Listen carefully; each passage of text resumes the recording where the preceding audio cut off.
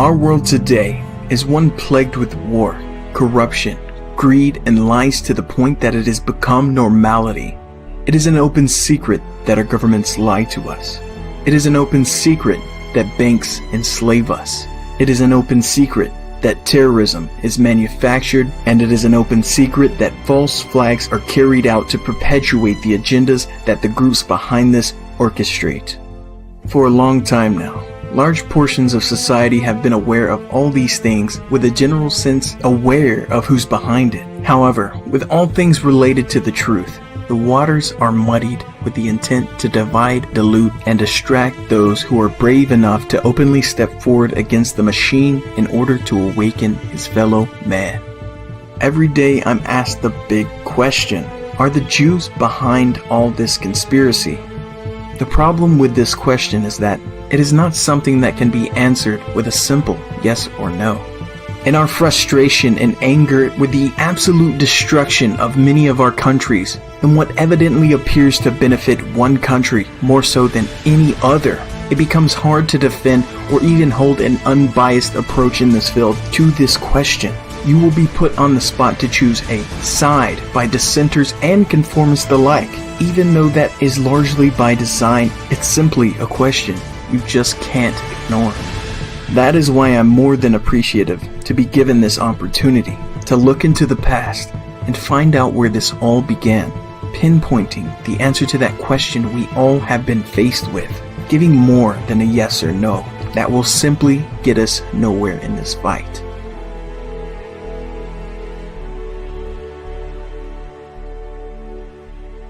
To every action, there is always an opposed and equal reaction. A quote most people are familiar with, but fail to understand that it applies to more than just physics. In nature, and especially the nature of humanity, current events are always based on our actions prior to that event. Nothing just is. That is a fundamentally flawed point of view. This is true in the case of the Jews. So why are Jews seemingly always at the forefront of these accusations? Well, I can tell you one thing. It isn't by chance. The year was 1666. Jews and Christians alike are expecting the return of a Messiah, and for half the world's Jewish population, that Messiah had arrived. Sabtai Zvi, a Romanot Sephardic ordained rabbi who would change the face of not only Judaism, but the very landscape of the future we live in today. Sabtai Zvi, a man who saw himself as the very manifestation of God himself through his misuse of Kabbalah and the flipping of the rules of the Jewish Torah on its head, created the landscape for modern-day subversion and corruption. But how did this happen? How did one man convince half of world Jewry to practice a complete opposite of what its religion preaches? For this, we must go back to the very beginning of Jewish life outside the Holy Land.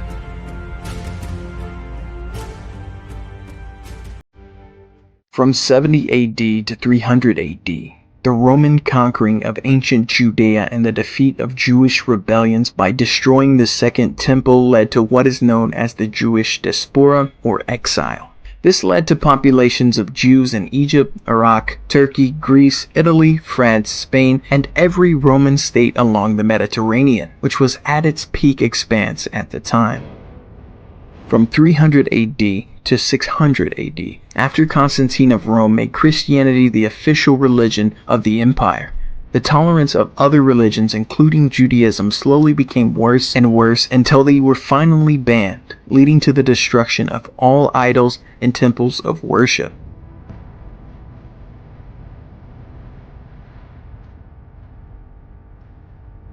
Several laws were passed that explicitly made it a crime for Jews and Christians to marry, bless each other's crops, and other common things. The treatment of the Jews living in Europe in the early Middle Ages was varied fairly wide, but as they never ruled a country under their own minority religion, it was always subpar to the leading religion.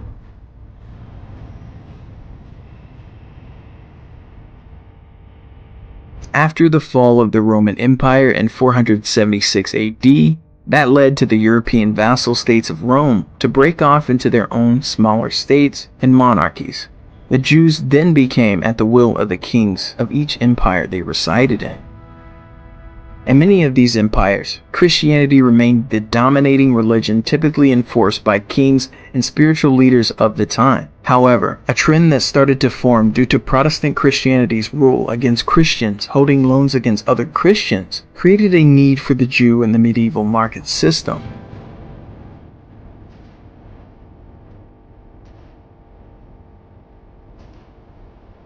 Jews naturally took to the role of the medieval banker, as the role meshed well with the demands of the Jewish religion. Jews couldn't take loans against other Jews, but taking a loan against the Gentile was allowed.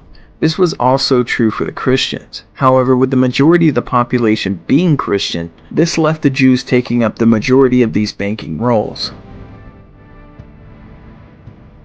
This job suited the Jewish needs well, as this placed them in major cities where trade went down, making the Sabbath commute to the synagogue just a walk away, which according to the Torah doesn't permit labors such as using a horse or horse and buggy to travel greater distances on Sabbath day. This was ultimately more accommodating than the common hard labor jobs at the time, which typically resided well outside most city walls. This role during that time was officially written into canon law in 1140 AD in the law book Grotens Dectorum. This in effect only solidified the Jewish role in the medieval banking system, which turned out to be a blessing and a curse for the Jews. With this role, the kings allowed the Jews to be the bankers as long as they could tax them at their own will and rate that they chose. In return, the king would offer the Jews protection in his kingdom, including enforcing payments on interest if need be. Now, this arrangement caused a number of problems. With the way the medieval hierarchy was laid out, serfs and peasants, which were on the lowest level of society, answered directly to the knights and the vassals. Then they answered to the nobles and priests, and they answered to the king. However, the Jews didn't fit into the system the same way. They answered directly to the king, and oftentimes in secret, allowing the king the ability to undercut the rest of the hierarchy. Kings would often tax Jews to the point to where they were forced to raise interest to unpayable levels of 50% or more in many circumstances. They were called servi camerae regis, which is Latin for servant of the royal chamber, making the Jews the king's pawn. Undoubtedly, this created a lot of despise and dissent for the Jews, as in the eyes of the peasants, seen as the source of their hardship and not the corrupt tyrants who forced these dealings in secret. This left the Jews between a rock and a hard place, as the debt of the peasants kept rising and the king's lust for more tax never subsided. This led to the medieval equivalent of an economic collapse. In many kingdoms, kings blamed the Jews and exiled them to other lands, effectively erasing the debt that was created. After an extended period of time, the kings often invited the Jews back to once again moneylend, as the market system didn't work well without them. Remember, Christianity didn't allow moneylending at the time. This practice was so frequent that in France the Jews were banned 3 times, meaning they were asked back 4 times. Each time all the possessions of the Jews were seized, sold, giving all profits to the king, the one who assumed the debt for the Jews, cutting out the middleman. This ultimately led to the funding of France's wars during that period.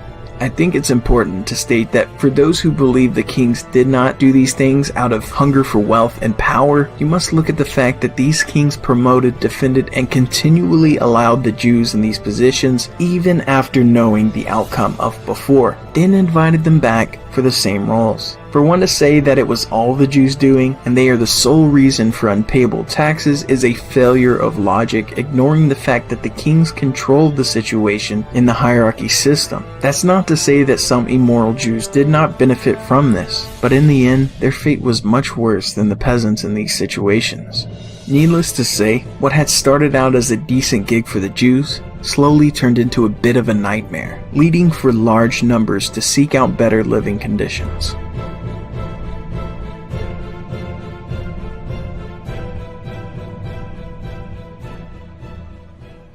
For many of these Jews, the Islamic Moors' conquering of Spain was just what they needed. It was said that immediately after the invasion, the Jewish population of the capital opened the gates of the city, welcoming the North African Muslims. Unlike the Christians of that time, the Islamic law allowed for other practices of various religions to carry on as normal, as long as they paid a tax. With the same laws that made Jews such a prime option for moneylenders in Christianity, so did the Islamic law, allowing Jews to once again fill this role to take on an important part in society. For almost 400 years, the Jews lived in a relative peace with the Muslims in Spain, which undoubtedly increased the Jewish migration rate to the point to where Spain at the time was considered the Jewish capital of the world. All during this time, the absolute despise of the Jews in Western Christian Europe continued to rise, which can be seen in the writings and paintings that depict the Jews as vile and less than human, until it reached an all-time high in 1095 AD. This was the start of the Christian Crusades that not only targeted the Jews, but Muslims, scientists, and even suspect Christians. From 1095 AD to 1272 AD, there were 8 Christian Crusades that effectively drove Jews not only from the Holy Land, but from Western Europe as well. This also encompassed what is known as the Reconquista, which was the reconquering of Spain from the Muslims. This was the longest war in all of human history, lasting some 780 years, from 718 AD to 1492 AD. This long period of time, with many slow periods in fighting, allowed for even more Jews to flee to Spain from Christian Europe.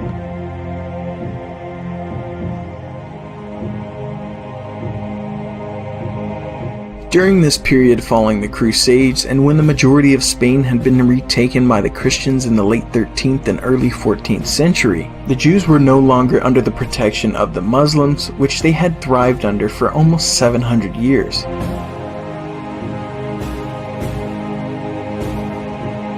Although the treatment of the Jews was not as bad as the conquered Muslims at first, the Jews of all non-Christians were subjugated to the lowest classes of living and treated as less than human once again. This only got worse as the time went on, turning into events called pogroms. These events were where the people rounded up all the Jews, Muslims, and questionable Christians they could find and beat, humiliate, force convert, and kill if they did not meet demands.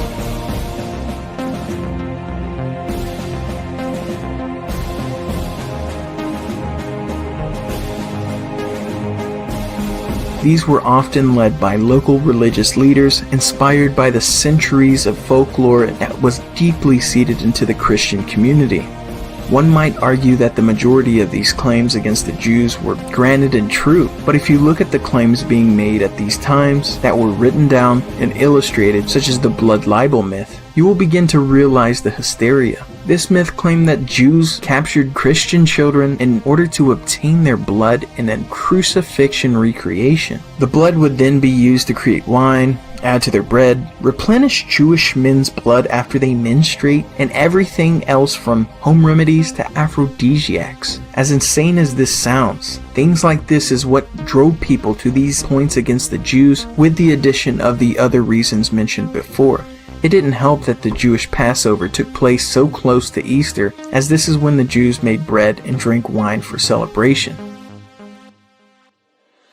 Another crucial factor that led to Jewish persecution was the Black Death, a plague that wiped out around half of Europe's population in less than 10 years, from 1346 to 1353.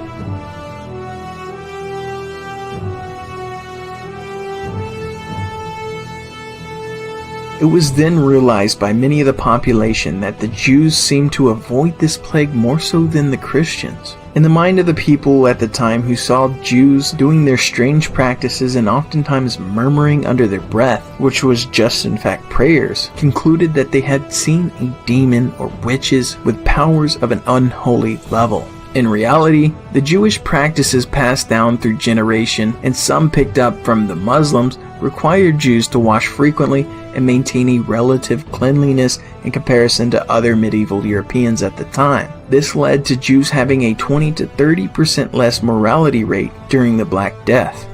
In the 1380s, a series of laws were enacted in Spain that made practicing Judaism not only difficult, but nearly impossible without severe consequences or even death. Rabbis or any organized Jewish leadership was banned. Any prayers or texts that condemned or cursed Catholicism were banned or punishable by law. Being seen without a badge indicating they were Jewish was punishable also by law, and even converting anyone to any other religion despite Catholicism was punishable with slavery to the crown.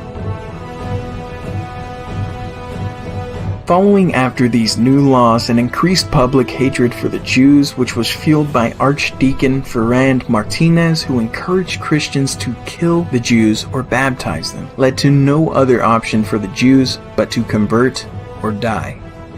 In 1391, mobs of Ferrand's followers went from city to city, burning synagogues, robbing, beating, and killing Jews who wouldn't convert. In just a few weeks, they crossed the whole countryside, killing tens of thousands of Jews and force-converted thousands more. These pogroms became a normal part of Spanish society, as did a plethora of new laws and practices that made openly practicing Judaism an unthinkable thought. Jews were even taxed into poverty and forced by law to live in sanctioned ghettos. This did not transpire over a few years, but over the course of 3 generations. Jewish children grew up in a society that taught them that the religion of their parents or even grand and great-grandparents were evil and punishable sins. That type of environment, where a body of people with a faith unwilling to go away can fundamentally change a people in such a way that they adapt to it. And that's exactly what they did. I bet you're thinking that this story sounds a little bit familiar, and it probably does. That's because it was mirrored in modern contexts to refuel old emotions, to push an agenda in modern times.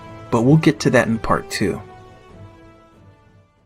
In Spain, where the center of this was happening, a new phrase was coined, Marranos, which is Spanish for swine or pig. What this term was used for was to define Jews who had converted yet continued to practice Judaism in secret.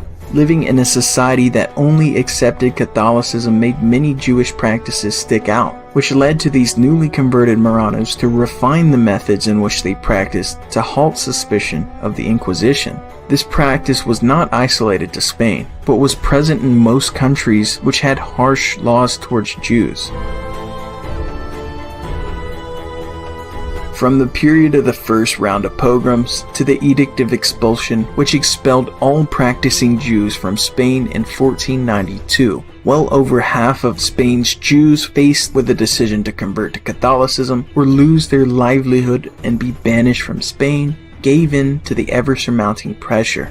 From 1391 to 1492, hundreds of thousands of Jews converted, leaving the remaining Jews who had yet to convert, flee, or die, head for areas in which they may find better lives. These areas included Turkey, which was known as the Ottoman Empire, North Africa, England, Scotland, Italy, medieval Germany, Poland, and even the newly discovered Americas.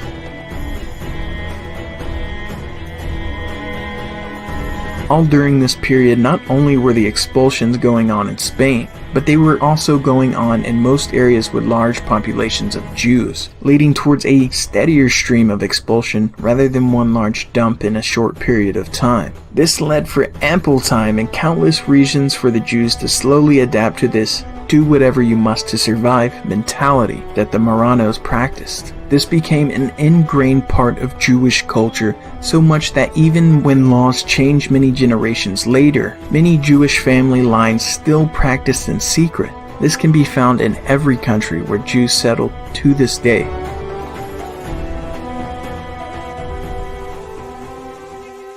Of the many countries the Jews migrated to, the most notable was Poland. Under the rule of Sigismund the Old, who was notoriously tolerant of religions, minorities, and made an effort to protect the Jews, likely did it because it was profitable. From 1505 to 1548, Sigismund maintained what the Jews called a safe haven, turning Poland into a Jewish refuge where few others existed at the time.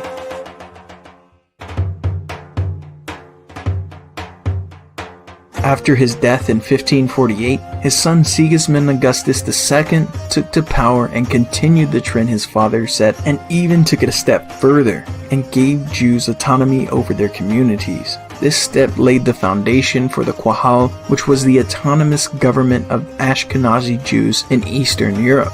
It has been claimed by many sources that Poland held approximately 3/4 of the world's Jews, making Poland the new center for world Jewry.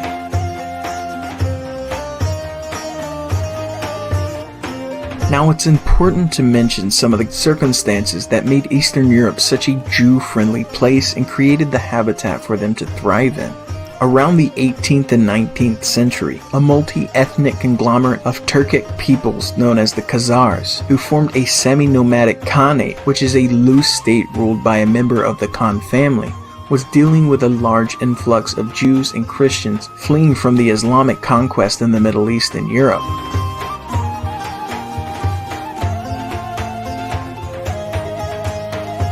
Now, it is often told that the leader of Khazaria, deciding Judaism was the best religion after consulting leaders of all three major faiths, is based on historical evidence. However, it was written for religious persuasion in the 13th century in Spain, therefore it is not a very good historic reference in my opinion. Based off the little information we actually have on the Khanate and the lack of validity for stories written on these people in the following years, it can only be assumed that at some point during these conquests and wars with the Caliphate and other conflicts due to the Byzantine Empire, that in order to not become a target, they decided to convert as a whole state to Judaism. This is because the Jews received a neutral treatment from Muslims and a slightly better treatment from certain sects of Christians, and is most likely the reason the Khanate made the political move.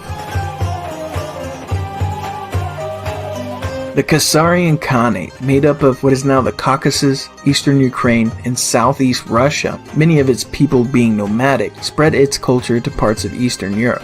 This Jewish culture that they practice for hundreds of years, which evidence exists for still to this day, is most likely the reason why Eastern Europe became first choice when it came to where the Jews immigrated to once the persecution began in Western Europe. Now, many of us in the alternative community that have stepped into the realm of Jewish conspiracy have come across the story of the Khazars and the Khazarian Jews hypothesis. This topic seems to be riddled with lies, preconception, and likely paid actors to muddy and mislead anyone who is presented with this information. There are people who say the Khazars are the source of most of the Ashkenazi Jewish DNA, and there are some that say they are not. The fact of the matter is, it doesn't matter if Ashkenazi DNA is 100% Middle Eastern or 100% European. Our issue with the people in Israel should be with their actions, which can be 100% undeniably proven as illegal and deserving of the criticism we bring them, and not the contents of their genetic history. Now, for those of you who are still curious in knowing the answer behind the Khazarian Empire, I am willing to cover this in a future video to help clear up the truth of the matter if you seem to be interested in that.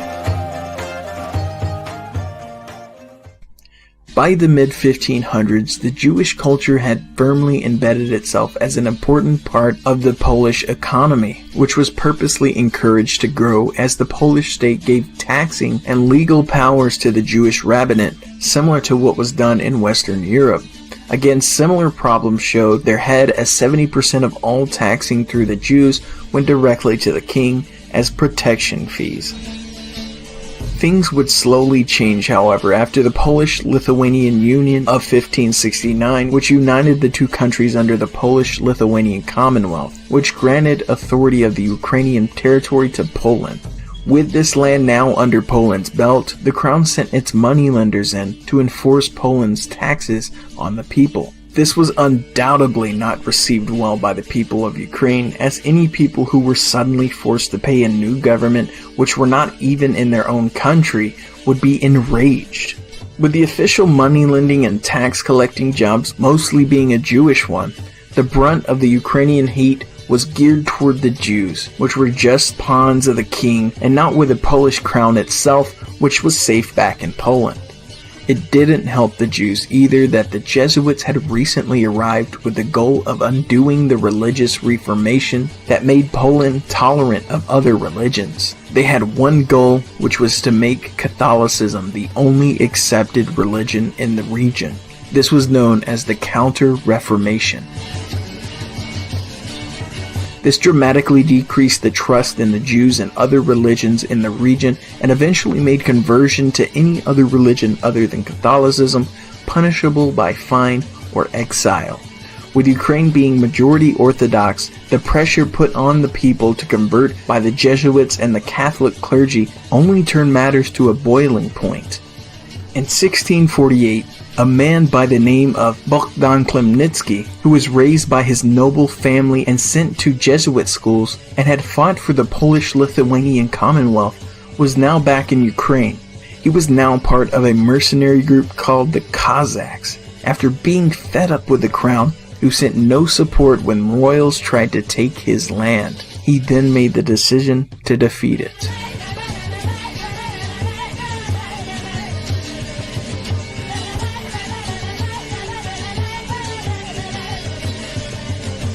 In order to face the Commonwealth's highly skilled and fortified army, Khmelnytsky found help from the Tatars, who were once their rival, whose cavalry would fix their only weakness. As the Polish cavalry was next to none, the lack of cavalry had also proven a failure in previous rebellions.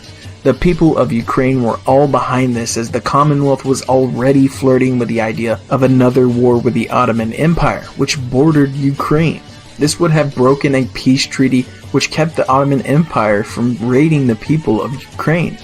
With a combination of the Cossack infantry and the Tatar cavalry, the rebellion was able to defeat the Commonwealth's armies and successfully take power in Ukraine.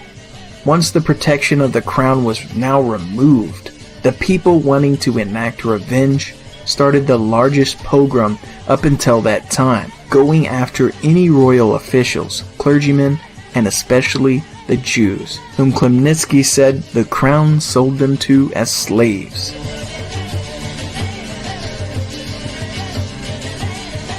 The peasants and the Cossacks killed them, taking no prisoners, which drove the rest of them fleeing for their lives. Many of the Jews which had fled towards the Crimean Tatars were sold into slavery and sent to the Ottoman Empire. It's estimated that at least half of the Jewish population in the area were massacred, reinstating the idea of persecution in the minds of Jews worldwide at this time. No one would take this to heart more so than a Romanov, Sephardic ordained rabbi by the name of Sabtai Zvi, born and raised in the Ottoman Empire. Following the news of this tragedy, V was disturbed to the point to where he truly started to believe the prophecies of the Zohar, that a Messiah would return to restore the world to peace through great war and redemption, leaving Israel to rise from the dust. Zvi, someone who would be seen as mentally unstable in today's world, was seen as a great mystic in touch with God by his peers of the time, and trouble waiting to happen by the established Jewish leadership. After this revelation, he then began to proclaim he was the Messiah, misinterpreting the Zohar, a Jewish mystical text, and using that as his proof. Being just 22 and only having a few years as a rabbi under his belt, this news did not make an initial splash in the Jewish community.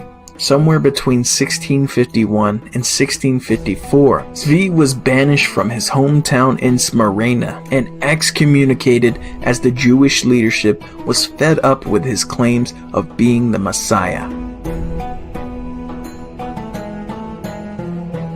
It wasn't until 1658 that he found himself in Constantinople, where he met Abraham Yechini, a preacher who is believed to have forged an archaic script that prophesied the coming of a man named Sabtai, who would be the Messiah. It was called the Great Wisdom of Solomon. Zvi was what was known as a Lurianic Kabbalist, someone who practiced a form of Kabbalah created by Isaac Luria, that at the time, contrary to traditional Kabbalah, believed that its practices could influence the world to bring about the Messiah. Armed with the text created by Yechini, he moved to Salonica, which was considered the center of Kabbalists at the time, and was able to obtain a large and somewhat powerful following of Kabbalists and other Jews. He remained there until 1663, then moving to Jerusalem, where he began practicing public acts of devotion and prayer, as well as singing for large crowds of people who claimed he had an amazing singing voice. He was often noted to be carrying treats in which he gave out to children, which always kept a large crowd around. Zvi did everything he could to turn himself into a celebrity to increase his power and following. At the time of his arrival, Jerusalem, which was a vassal state of the Ottoman Empire, was struggling to keep up with its taxes placed on it. Zvi, with his popularity and influence over powerful people, was able to raise the funds and become a spokesperson to Jerusalem for delivering Turkey these funds. With his success, Sabtai Zvi was considered a hero for the time being, and was successful in growing his following to unprecedented levels at the time. All the while Zvi was spreading his ideas as how Judaism should be practiced. He began to do away with certain practices and holidays and replaced others with his twisted versions based off of his interpretation of the Zohar and whatever else pleased him. All of this regardless of Jewish law. The Jews' belief that he was truly the Messiah only grew when he married an orphan girl by the name of Sarah. She claimed to have survived the Cossack pogroms in Poland at the age of 6 and was found by Christians who sent her to a convent to become a nun. After 10 years, she escaped due to what she called a miracle, making her way to Amsterdam. A few years later, after moving around and living life as a prostitute, she started to proclaim she was destined to marry the Messiah, who was soon to appear. When word reached Zvi, he proclaimed he was promised a woman like this in a dream and sent for her to be his bride. Likely knowing the similarity to the biblical story of the prophet Hosea, he knew this would bring more followers, even those of the Christian faith. After obtaining his biblical bride, on his way back to Jerusalem, he passed through Gaza, where he met a man known as Nathan of Gaza. Nathan soon became Zvi's right-hand man and even proclaimed to be Elijah, or the one who announces the arrival of the Messiah, which he did. In 1665, he spread the word that Sabtai Zvi was the Messiah as predicted, citing once again forged and controversial scripts, some he may have written himself. He also said they predicted that the Messiah would bring about the Messianic period by conquering the world without bloodshed and return the 10 lost tribes back to the Holy Land.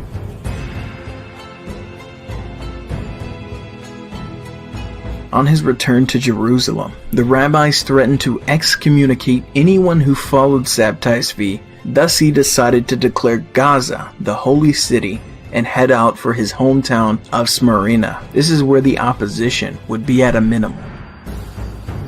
On Jewish New Year in 1665, he made the declaration as the Messiah and instructed his followers to call him our Lord and King, His Majesty be exalted. Being in his hometown, he used the power of his following to remove several religious leaders and placed his puppets in their place. Stories spread around the world of the return of the Jewish Messiah and brought in tens of thousands of followers who sold all of their belongings, thinking the end was here. Both Jews and Christians flocked to the news, growing his following to numbers as high as 1 million.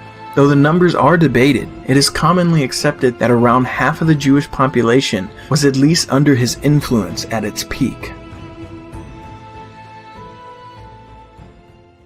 It can be said that the reason why so many Jews flocked to such a radical idea of a Messiah who not only changed the way they practiced their beliefs, but was opposed by the leaders of Judaism at the time, is a combination of a number of things.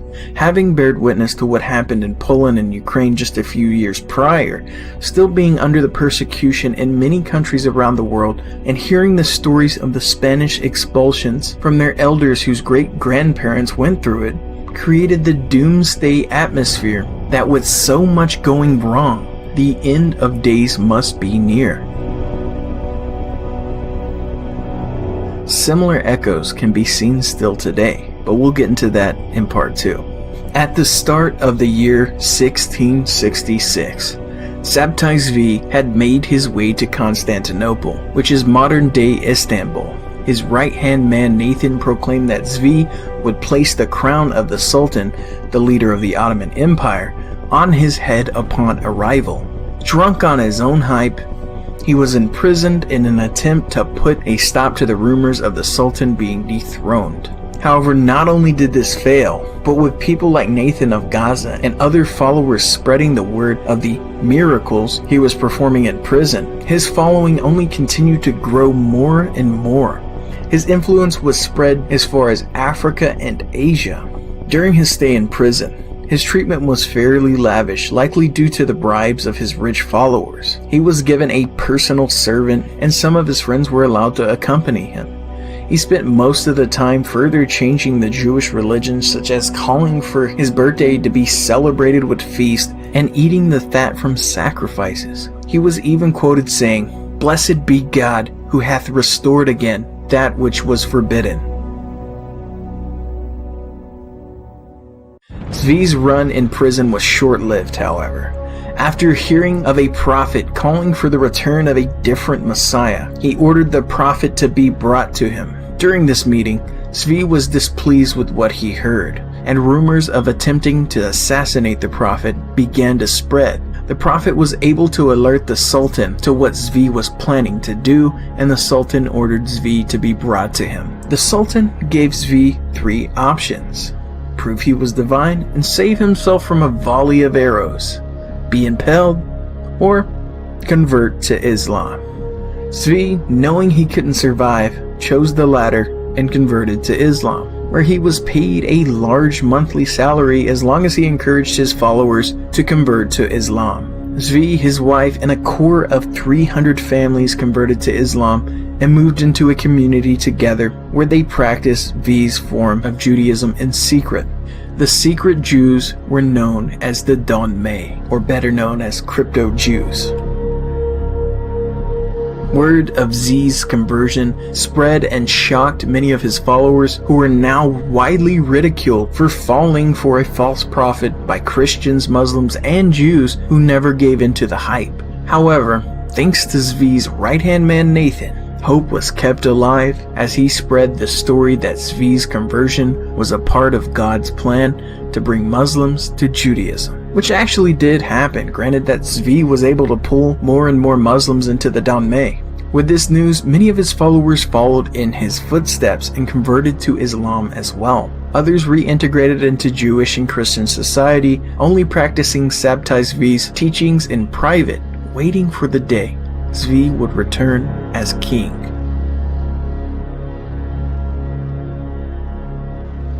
Zvi was able to halt the Sultan's suspicion for a while by telling him his actions were to bring followers to Islam. But after being caught singing psalms with Jews, he was banished to where he spent his final days in a small place in present-day Montenegro. He died 2 years after the passing of Sarah. However, his practices and belief people had in him did not. The Don May continued to secretly practice in their communities in the Ottoman Empire, and Jews affected continued to practice in secret across Europe as well. For the Jews, the generations of hiding from persecution across Europe had helped ingrain and make these actions acceptable to where before such an action would never be considered. The leaders of the Jewish communities thought that his supporters and practices would eventually fade away. But as they soon found out, these people stuck around like cancer. They did everything they could think of to discourage and weed out Sabtai Zvi's followers, to no avail. even promoting friends and family to rat out people who practiced in secret. Yet the Sabines continued to practice and even formed small communities scattered across the Ottoman Empire and Europe. The seeds were planted. Zvi gave birth to a monster that would lead to great wars that would forever shape the world far beyond the prophets of the Zohar could ever imagined. Using Zvi's twisted interpretation of Jewish scripts and under the guidance of a man named Jacob Frank, Zvi's following would infiltrate all major religions, all major political parties, as well as secret societies, orchestrating wars and massacres through subversion and corruption, order out of chaos, and redemption through sin.